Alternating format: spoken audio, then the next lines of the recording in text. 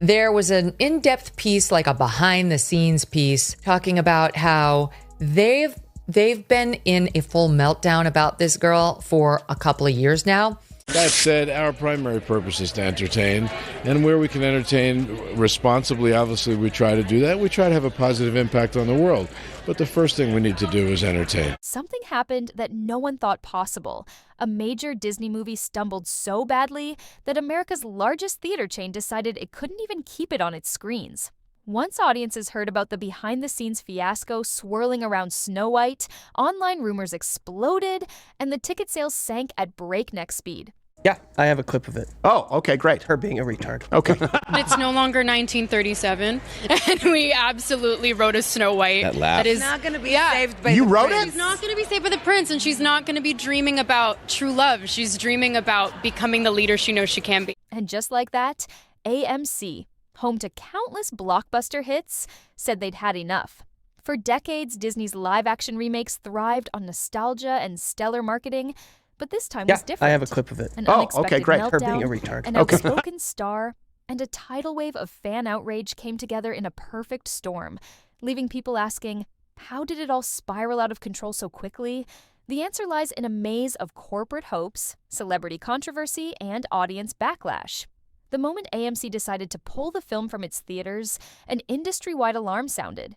Even the biggest entertainment powerhouse can lose its footing if it alienates the very fans it aims to please. Before the movie ever had a chance to find its rhythm, controversy drowned out the story. That single decision, removing Snow White from cinemas, wasn't just a box office flop. It marked a cultural breaking point, forcing everyone to rethink how classics are modernized, how stars are promoted, and how far is too far when altering beloved tales. But to really understand why AMC made such a move, we have to go back to the beginning, when the hype was at an all-time high and Disney seemed set on scoring another massive hit. For years, Disney reveled in the success of their live-action remakes. Beauty and the Beast crushed it at the box office. The Lion King soared despite mixed reviews. Investors celebrated, and fans lined up, some out of excitement, others out of pure curiosity to compare the remake to the classic. So when word spread that Snow White would get a modern reboot, the buzz was instantaneous. This was the film that kicked off Disney's feature-length animation legacy back in 1937, a classic so iconic that almost everyone recognized its songs and imagery by heart. At first, it looked like a guaranteed smash.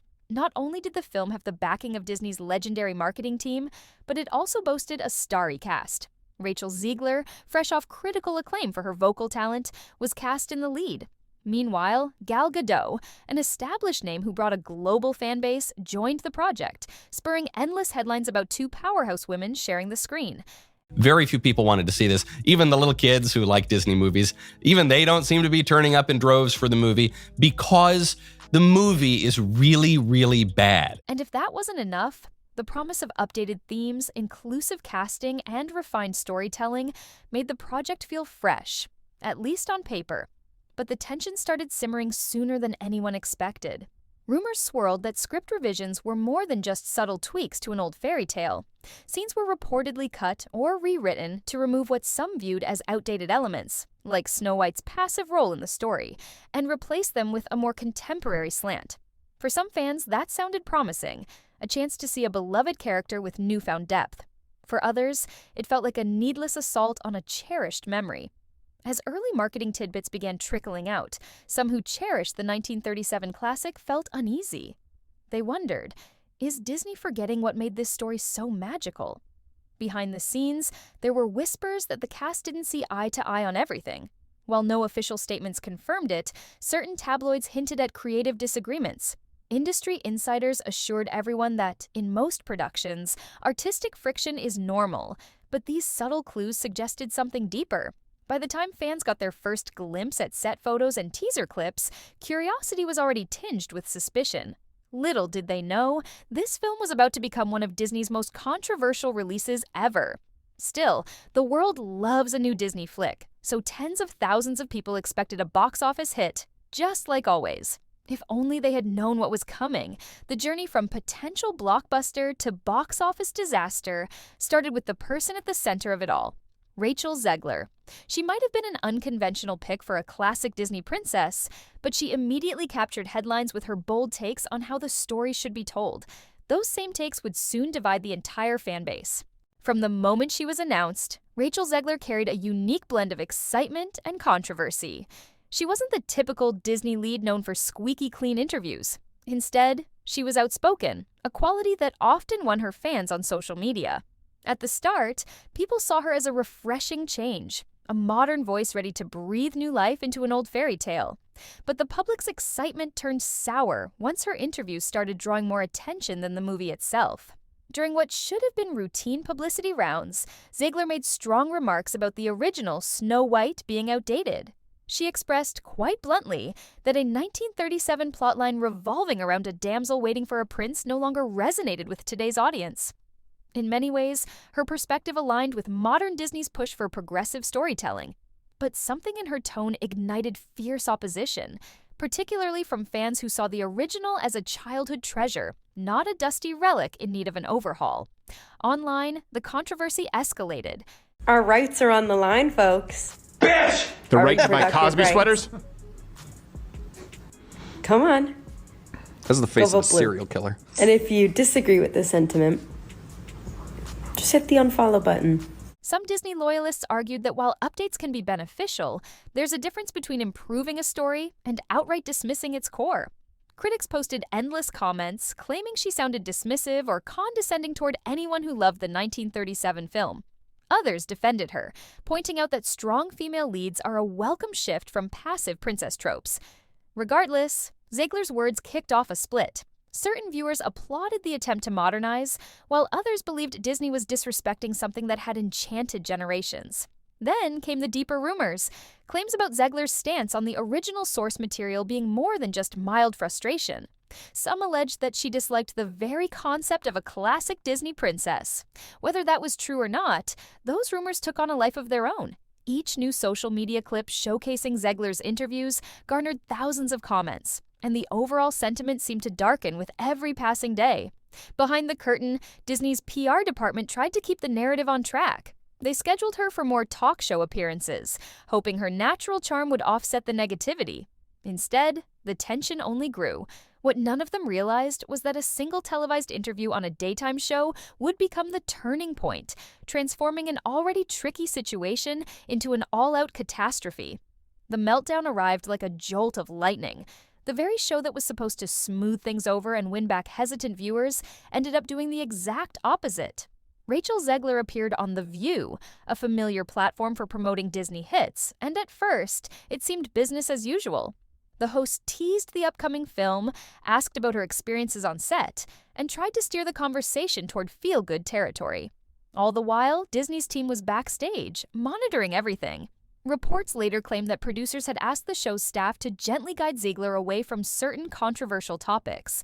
They wanted her to focus on how exciting it was to play Snow White, how the cast and crew felt like a family, how the new approach was about respecting history while adding a modern touch. But from the moment the cameras rolled, something felt off. Zegler's posture was tense, her tone more combative than cheerful.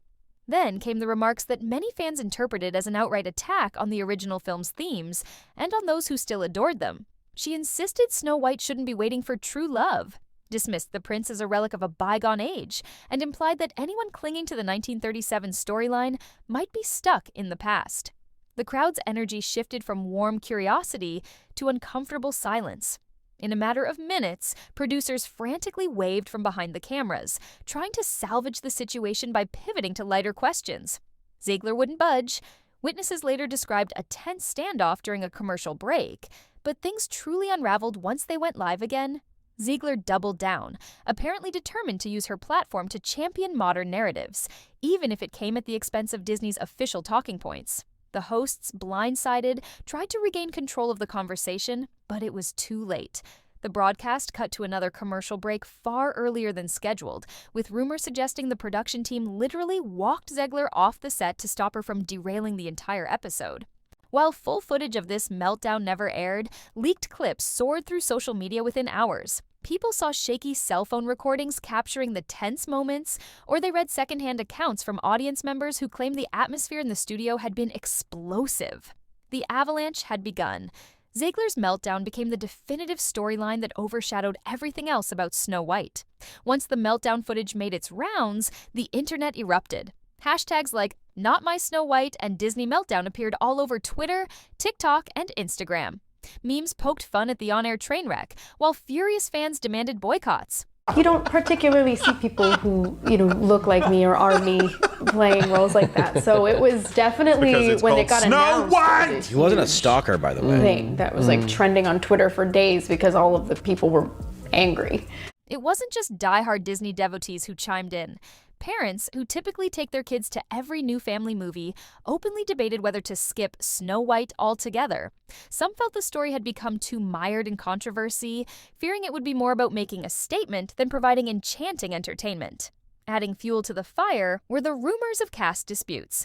Whispers suggested Gal Gadot was far from thrilled with Zegler's outspoken style, though Gadot largely stayed quiet in public. Industry insiders spun theories that the meltdown had left the cast and crew in turmoil. Some believed Disney's upper management felt betrayed, given how meticulously they'd orchestrated the film's promotional tour.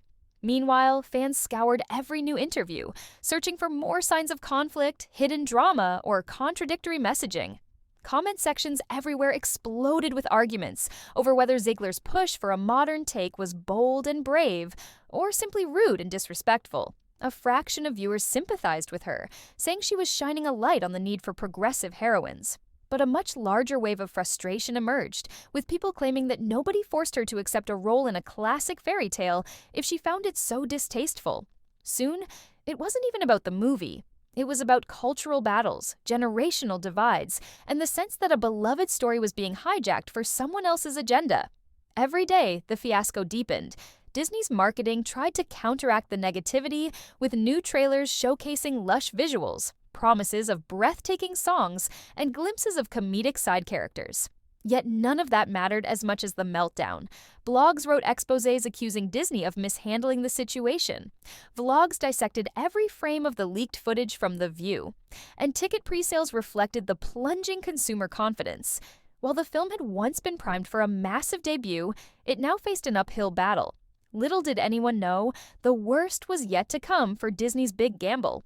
Despite the swirling controversy, Disney pinned its hopes on the idea that controversy could bring curiosity. If enough onlookers wanted to see what all the fuss was about, the film might still pull decent numbers in its opening days.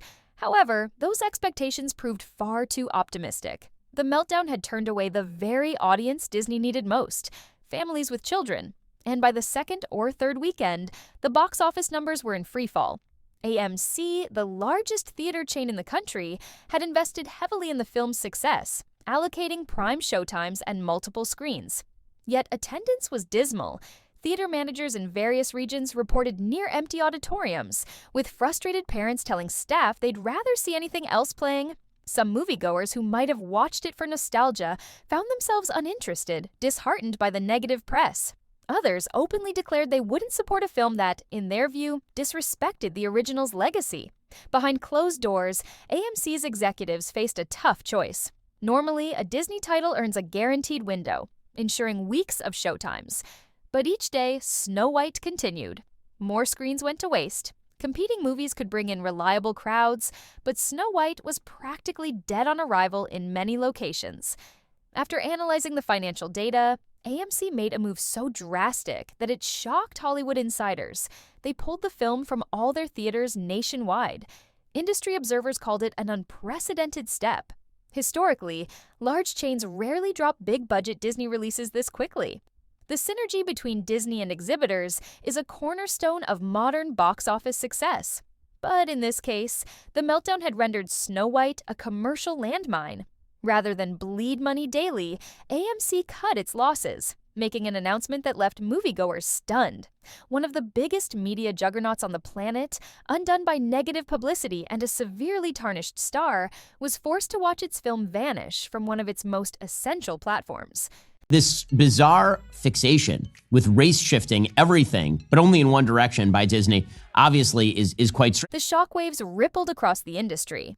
If Disney, typically the safest bet around, could be pulled from theaters early, who was safe? Some asked whether this fracture would damage the Disney-AMC relationship in the long run. Others believed Disney might have quietly supported the decision, understanding that continuing to show a financial dud would only deepen the embarrassment. Whatever the behind-the-scenes reasoning, one fact was clear. The meltdown wasn't just an internet fiasco anymore. It had spawned a measurable, bottom-line disaster that forced AMC to bail out. In the aftermath, media platforms scrambled to explain how such a high-profile film could fail so spectacularly. Joe Rogan, who often speaks freely on everything from pop culture to politics, devoted a segment of his podcast to this snowballing meltdown. He dissected the behind-the-scenes blunders, from Rachel Zegler's contradictory remarks to Disney's attempt at a PR cleanup that never found its footing. Rogan called it a watershed moment, underlining how the meltdown exposed Disney's vulnerability. For years, the brand's formula for remaking classics worked well. But once the public picked up on the sense that the story was being treated with disdain, at least from the lead actress's perspective, no amount of marketing could rebuild that goodwill. He likened it to a trust equation. The audience invests emotional loyalty in Disney, and in return, they expect a respectful portrayal of these iconic stories. When that pact is broken, even a powerhouse studio can watch an entire project crumble. Other commentators echoed this sentiment. Some pinned blame on Disney for not reining in Zegler earlier or preparing her for the delicate nature of updating a legacy classic. Others were more sympathetic toward the actress, suggesting she had valid criticisms but lacked the PR polish to handle them diplomatically. Still, the result was undeniable. Financially and culturally, the meltdown became the centerpiece of the conversation around Snow White, drowning out any praise for cinematography, costume design, or updated music. Speculation grew about how Disney would move forward. Would they pivot to a quick streaming release? Would they bury the film in hopes it would vanish from public memory? Or would they try to salvage it overseas? Each option felt fraught with risks. What lingered was the reality that AMC had already set a precedent. A controversial Disney remake could be ousted mid-run if the audience simply refused to show up. As the dust settled, entertainment insiders and everyday fans alike found themselves reevaluating the entire concept of remaking beloved stories. When done well, updates can be thrilling. But the Snow White meltdown proved how easily the magic can dissipate if the creative forces appear to sneer at the original. The meltdown also put a spotlight on the risks of live television appearances. A single misstep, especially when star and studio have opposing messages, can spiral into unstoppable disaster. That raw sincerity might be appealing in certain contexts, but it became a liability once it clashed with Disney's carefully crafted image. Rachel Zegler, for her part, emerged from the fiasco with a more complicated reputation. Some fans accused her of being too blunt, seeing her meltdown as a refusal to play nice with a property cherished by millions. Others admired her for speaking her mind and refusing to follow a sanitized script. Whichever side you land on, there's no denying she stepped into a storm of epic proportions, one that forever altered how Disney might handle outspoken talent in future projects. On the corporate side, Disney was forced to grapple with the possibility that the formula for these remakes is wearing thin. Nostalgia, elaborate CGI, and updated story arcs can still succeed. Recent blockbusters prove that. But audiences won't tolerate feeling that the old magic is being belittled.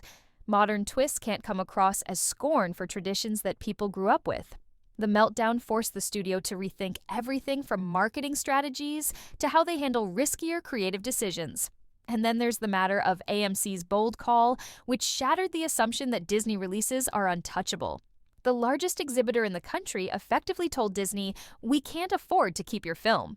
It was a wake-up call for any studio that believes brand loyalty automatically guarantees profits. If a movie becomes too controversial, it doesn't matter how legendary the property or how big the budget is. The original cartoon came out in 1937, and very evidently so. There's a big focus on her love story. With a guy who literally stalks her. In the end, Snow White became more famous for its downfall than its content. While a fraction of viewers did enjoy certain aspects of the updated narrative, the broader public conversation was hijacked by the meltdown, the boycott movements, and AMC's sudden removal of the film. A once promising adaptation turned into a symbol of what happens when the relationship between creators, stars, and fans breaks down at every possible level. Yet amid the rubble, studios and audiences alike have a chance to learn. Big corporations might impose stricter guidelines on press tours, yes, But they might also reevaluate the heart of each classic they choose to update. Stars with strong personal convictions may need to find ways to express them without alienating the fan base they hope to entertain. And audiences, more connected than ever through social media, wield the power to make or break a film's reputation almost overnight. Where does that leave us now? Disney has other upcoming projects, each with its own wave of hype. AMC will continue hosting blockbusters, but with a keener eye on the bottom line. Rachel Zegler will move on to other roles that may, or may not, prove just as contentious. And the meltdown that defined this Snow White fiasco remains a glaring reminder. No one is safe from the wrath of public opinion, not even the most iconic brand in the history of family entertainment. As the industry reels, one question lingers. Will the lessons of this meltdown truly reshape how Hollywood handles beloved classics? Or will everything fall back into the same routine once the dust settles? The final outcome is anyone's guess. But one thing's for sure, the meltdown that shook Snow White won't soon be forgotten, and the next time a classic gets a modern twist, every studio executive will remember exactly what happened when Disney tried to push a legacy tale into uncharted territory without winning the audience's trust first.